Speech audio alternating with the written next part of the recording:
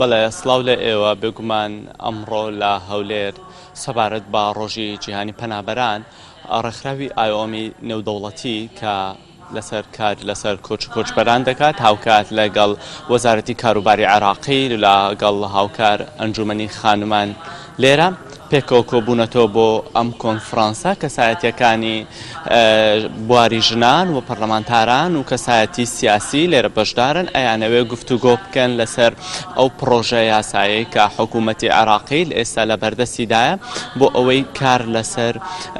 پاراستنی ژنانی ئێزیدی و ڕزگاربووی دەستی داعش بکات و هەروەها کار بۆ گێڕاندنەوەی ئەو کچە ئێزیدیانە بکات کە هێشتان لەژێر دەستی داعشدان بە شێوەیەکی دیکەش و کار لەسەر ئەو قوربانیانە بکات کە لە دەستی داعش ڕزگاریان بۆ بەڵام هێشتا لە بارودۆخێکی ناهەمواردان دەیەوێت بە شێوەیەک یاساکە بچەسپێنێ کە تاوکو بتوانێت خزمەت بە هەموو ئەو چین و توێژانە بکان کە لە ناو ئێزیدیەکاندان بە شێوەیەکی گشتیش کە تاوەکو ئێستا ئێمە ئەزانین ژمارەیەکی زۆر لە پەنابەران لێرە ماون بێگومان پێم خۆشە لێرە لەسەر ئەو بابەتە دکتۆر قسەمان بۆ بکات دکتۆرە ئەم کاتت باش ئەمڕۆ چۆن بوو ئەم کۆنفرانسەتان بەست و باسیشتان کرد بێگومان ئەو کۆنفرانسی ئەوڕۆ بەردەوامی کۆنفرانسی سیویەکی مانگ بوو کە ئێمە لێرە لە کوردستان بەستمان لەسەر ئاستی کوردستان بوو کۆبوونەوەی ئەمڕۆ لەسەر ئاستی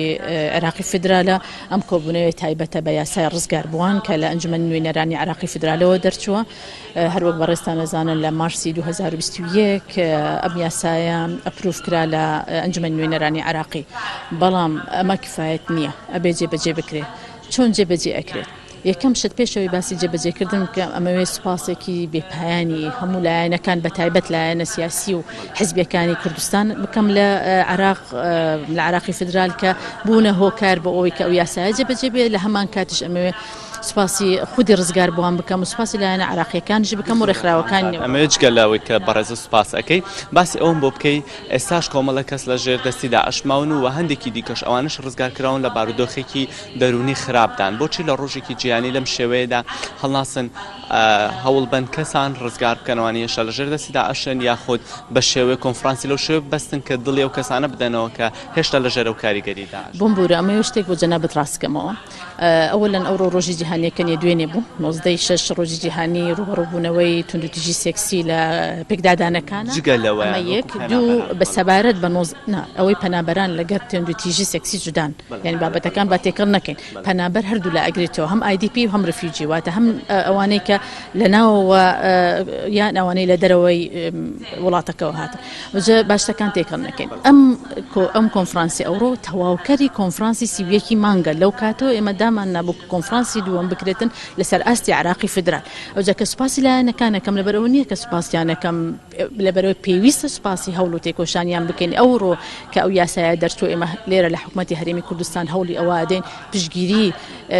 مؤسساتی فدرال بکەین بۆ ئەوەی جێبەجێ ئەو یاسایە بە زووترین کات جێبەجێ بکەن تا جارێکی تر قوربانیان لەو هەموو نەهامەتی کە ئێستا تێدا دەژین 7 ساڵە ناو کەمپەکان یارمەتیان بدەین دوێنێ ئێمە بۆ NRTش هەروە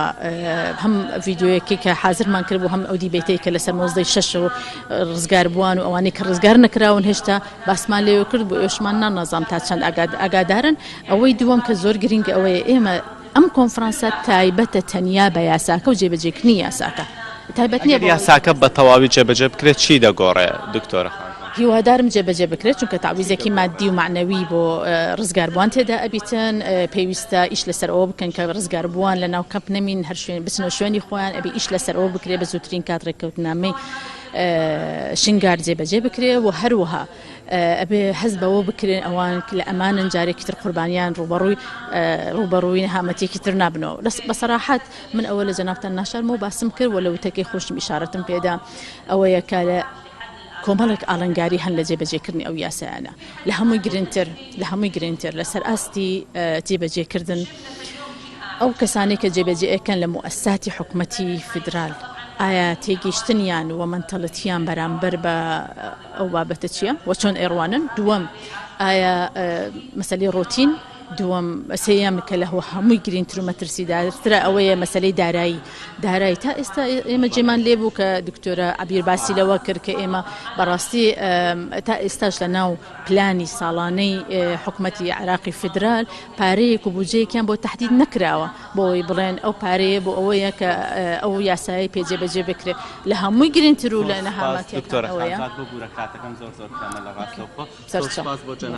بەڵێ دکتۆر خانزاد لەگەڵ من باسی ئەو کێشانەی کرد کە ڕوبەڕۆی کیچانی یێزیدی دەبنەوە ئەمڕۆ.